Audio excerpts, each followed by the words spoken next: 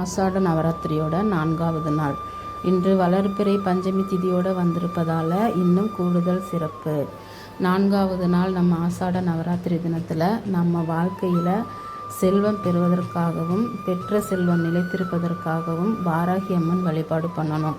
வாராகி மந்திராலயத்தில் இருக்கிற நவசக்தி வாராகி அம்மனுக்கு இன்றைக்கி செவ்வாழை பழத்தினால் அலங்காரம் செய்யப்பட்டிருக்குது. செவ்வாழை பழ அலங்காரத்தில் வாராகி அம்மன் எப்படி இருக்காங்க அப்படிங்கிறத கண்டிப்பாக கமெண்டில் சொல்லுங்கள். நீங்களும் உங்கள் மனசில் இருக்கிற வேண்டுதல்களை வேண்டிக்கோங்க. நானும் நல்லபடியாக சாமி கும்பிட்டு நெல்லிக்கனி பிரசாதமாக கொடுத்துட்டு ஊஞ்சல் சேவை வாராகி அம்மனையும் நல்லபடியாக வழிபட்டுட்டு வந்தாச்சு. நாளைக்கு எந்த அம்மனை வழிபடணும் அப்படிங்கிறத பற்றி நாளைக்கு வீடியோவில் பார்க்கலாம். அதுக்கு என்னோட சரவணன் பிரியா யூடியூப் சேனலை சப்ஸ்கிரைப் பண்ணிக்கோங்க. தேங்க்யூ.